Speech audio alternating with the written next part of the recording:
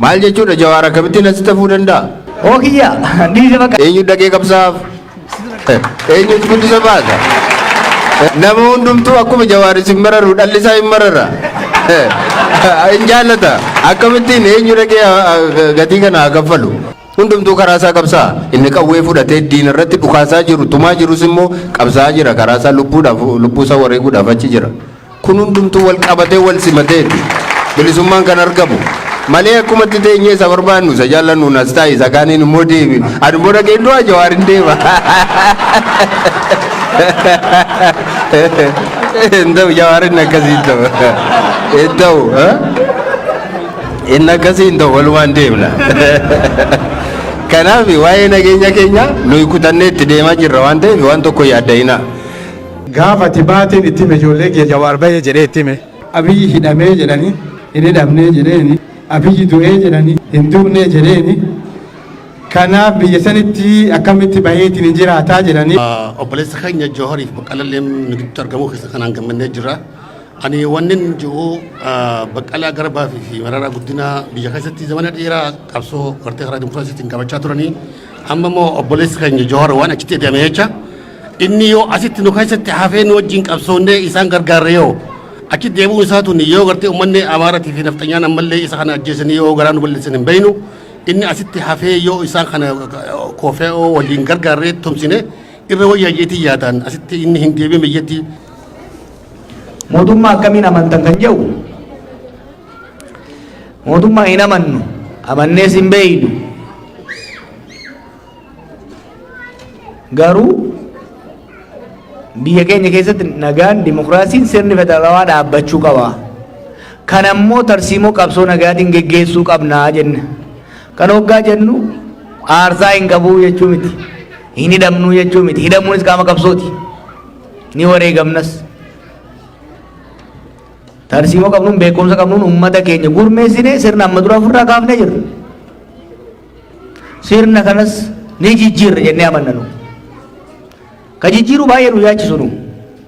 That's not our biggest problem. Nu waa lama. Tokkoffaa bakkuma sirni jijjiiramu sanuu geessimoo faca'iinsa wal fixiinsa hamaa anarkiin kun itti buufu. Lammaffaa san booda maaltu ta'a. Kanaaf of qopheessuu qabna, of jaaruu qabna jennee fuulleffannee irratti deemna.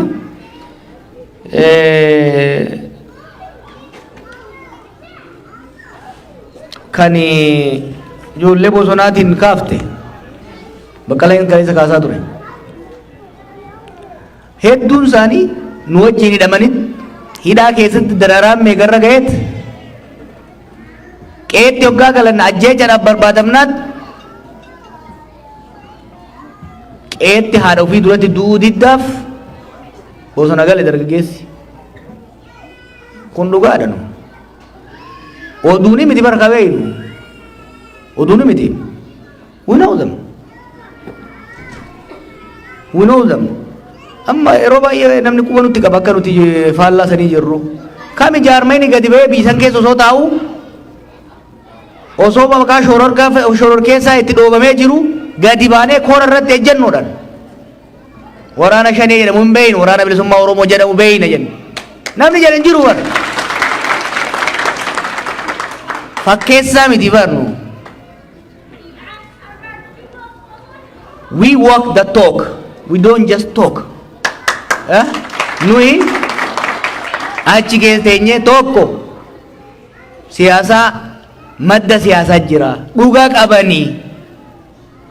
These are legitimate political force. They have legitimate political grievance. Akkuma TPLF dhaggeeffatanii mariidhaaf hojii teessanitti waraana bilisummaa Oromoo hojii teessanii mari'achuu qabdanii jenne nu. Kun eenyu aarsa?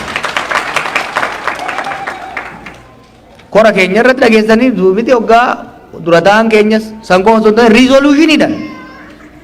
Filannoo keessaayis kaafaa'uun hoggaa bahu tokko hidhamuu keenya lammaffaa dargaggeessi dhiibamee qawwee fudhatee bosona gale mariidhaan deebi'uu qabaa jenneeti.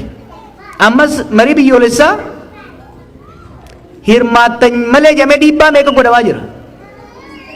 Humni hidhatee mootummaan wal lolaa jiru kan TPLFis kan OLS, kan Benishangulis hirmaatu malee nuti hin hirmaannu jenne. Hin hirmaannu jenne.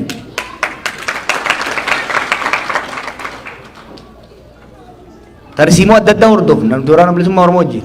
Nu qabsoo nagaa hordofna. Isaan qabsoo hidhamannoo hordofaa jiran. Dhugaa walii galchuun immoo jira. Kanaaf ummaan biyya kana gaafatte hedduun isaanii ijoolleen wajjin qabsaa turani. Kaleessa Baqqalaa waajee ture. Lolli kun dhaabatuu baatee mootummaan karaa ammaa kanaan itti fufnaan namni hundi bosona galuu ta'a. Maaliif qe'ee taa'ee dhuumu namni? Sun immoo mootummaafis biyyaafis bu'aan qabu. Karaan waggoota muraasa dabre kan itti deemame sirrii miti. Mootummaafis ummataafis biyyaafis gaagama malee bu'aan irraa bu'ame hin jiru. Gaafa naaf Baqqalaa Wallagga dhaynee Asoosaa dhaynee waachaa boo'aa turre aanaa muraasa keessa ture sochiin kun. Har'a biyya guutuu wal ga'e. Nu amma faranjoota soggaa agarru waan itti himnu jira.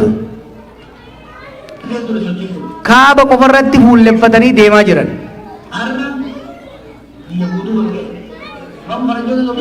Asiin haasawee galee. Kaaba qofarratti fuulleffatanii deemaa jiran. Eeysaniin dhufe jiran.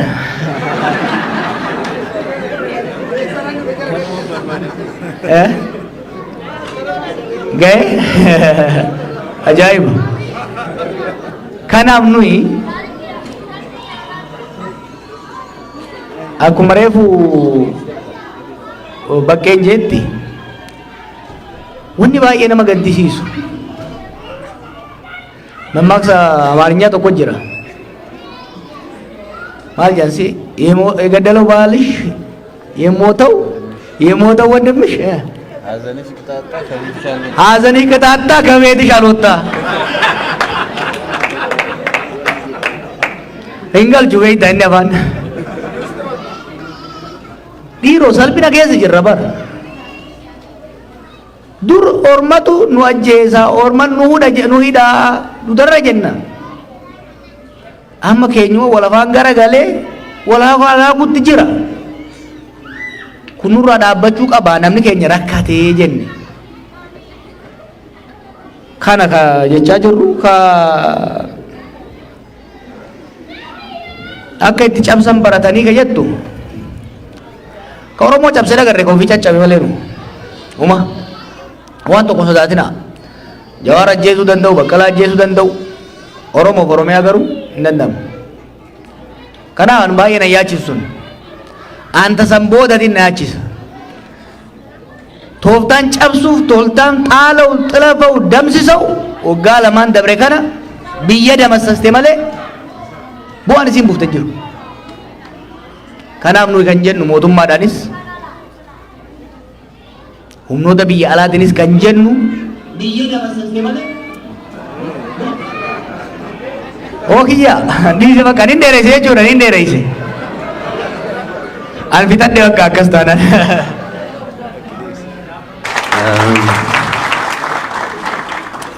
waa'ee nageenya keenyaa inni kaaseera nuyi qabsoorra irra dhiiroo namni qabsoorra jiru du'uu danda'a hidhamuu danda'a namni waraana hidhatee ba'u qawwee isaa fudhatee rasaasa isaa hidhatee gaafa ba'u nan ajjeesa duwwaa jedheen ba'u akka du'uun beekamoo hin beeku du'uus hin danda'a ajjeesee nagaan galuu danda'a yookaan immoo du'uu danda'a akka du'uu danda'a utuma beekutu qabsootti seena nuyi yoo waraana qawwee baanne yoo loluudha yoo baanne yoo waraana keessa irra lola dippiloomaasii keessa irra lola siyaasaa keessa irra mootummaan kana addunyaa irratti dhiibbaan akka irra ga'u qoqqobbiin akka irra ga'u karaa dippiloomaasii dhiibbaan akka irra ga'u akka harka kennatu waan hundumaatiin irratti qabsaa jira. Kanaaf nuun hilu nuun niisu nu hidhuu danda'a yeroo meeqa hidhamneerra yeroo meeqa waan meeqa nurra ga'eera garuu ani kan baqadhe eewu dhaqee hidhamu eewu dhaqee aduu ilma eewuun kennaan akka hoogganaa tokkotti akka nama saba kana dursuu tokkotti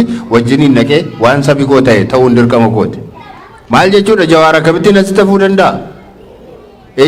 Ilma eenyu dhaqee du'aaf? Eenyu dhaqee qabsaa'aaf? Eenyutu guddisa baasa? nama hundumtuu akkuma Jawaar isin mararu dhalli isaa hin marara hin jaallata akkamittiin eenyu dhaqee gatii kana haa kaffalu yoo tokkoon keenya yoo gatii baasne malee bilisummaan dhufuu hin danda'u. Freedom doesn't come free. Hin dhufu tolan dhufu gatii itti kaffaluu qabna baasuu qabna. Ani kaffaluun qaba qooda koo isin immoo as teessanii dadhabdanii isa ormaaf dadhabdanii maallaqa argattan kaffaltanii isinis qabsoo keessa jirtu. Hundumtuu karaa isaa qabsaa inni qawwee fudhatee diina irratti dhukaasaa jiru tumaa jirus immoo qabsaa jira karaa isaa lubbuu isaa wareeguudhaaf achi jira.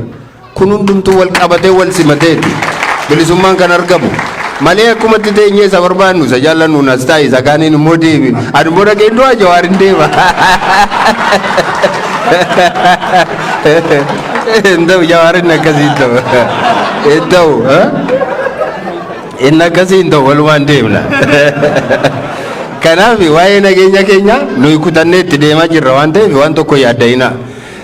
Ani immoo akka nama amanu tokkotti maala nama na beektamu rifeensi mataa kootii tokko ittiin gaafa rabbi jedhe malee hin buqqaatu jedhee yaadana. Alhamdulillah. Kanaaf waan tokko nuuf yaadda'ina abbaan du'e kimbila jedhu adeemu qabsoon itti fufte. Adda bilisummaa Oromoo wajjiniinsa ta'e waraana bilisummaa Oromoo wajjiniini nuti akka namni ittiin nu laalaa jiru kana miti. Warra wajjiniin hidhamnes beekna. Guyyaa 40 akkamittiin soomuu jalqabne beektu gaafa jalqabaa quba qabdu miti. Koloneel Gammachuu Ayyaanaa bakka hattooti jiran bakka namoonni itti nama ajjeesan hidhaman lafa jalatti gaafa isaan fidanii hidhanii namicha kana iddoo isaatti deebisa. Namicha kana iddoo sana baasa yoo kana ta'uu baate nus hin nyaannu midhaan hin nyaannu jennee jalqabne. Sanumaan dubbiin dubbii dhalee wanti tokko itti deemee itti dabalamee nus xiqqii keessa seenne waan uummata keenya barsiisuu barbaannus wanti tokko waan keessa tureef achumaan hin nyaannu jennee haga lubbuu keenya wareegnutti geenye. Innis waliin anis jannata akkumatti ilaallee deebine.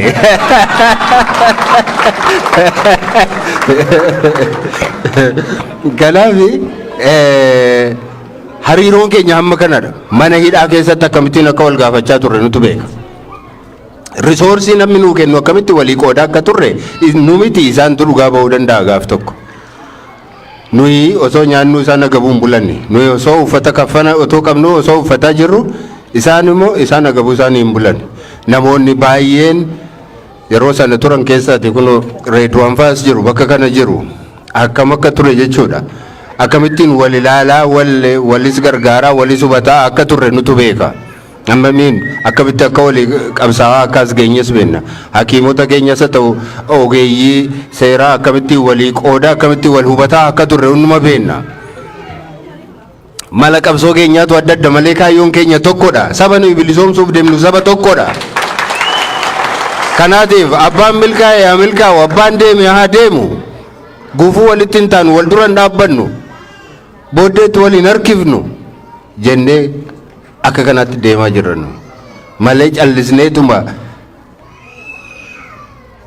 akka namni ilaalu kanatti miti hariiroon jiru jechuudha. Karaa biraa yoo fudhanne daasporaadhaa fi waamicha maalii gootaa maal gootuu warri biyya keessa warri daasporaa kottaa dhaqaatii dhukaasaa isiniin hin jennu nuyi. Yookaan immoo kottaa dhaqaatii hidhamaa hin jennu waa'ee hidhamuu nuyi jirra waa'ee du'u ijoolleen jiru. Isin immoo waan qabdan waan dadhabdanii hojjettan irraati akkuma amma gootan kana waan ittiin oollee bullu waan ittiin qabsoo xinnoo ishee gara fuulduraatti tarkaanfachiifnu gaafa 10 argattanii yookaan 20 argattanii tokkorraa nuu qoodaa kanuma keessan qoodi keessan. Karaa biraa dippiloomaasii irratti hojjedhaa. Faranjii wajjin ooltanii wajjiniin haasaa ilaa biyyi koo biyya akkasiitiin dhufe maaliifan biyyaa bahee biyya suni nagaa dhabe mootummaan nagaa nu dhoowwe biyya keenya keessatti bilisummaa nu dhoowwate garbummaan nu tammaate kanaaf isinitti baqannee jedhaati quba qabaachisaa ittima lafa buna dhuddanitti lafa ooltanitti lafa hojjettanitti hojii dippiloomaasii hojjedhaa akka warri kaan hojjetanitti hojjedhaa biiroo keessa hojjettu ta'e itti himaa nama tokko amansiisaa. Gaafa hiriira waamamtan hiriira baa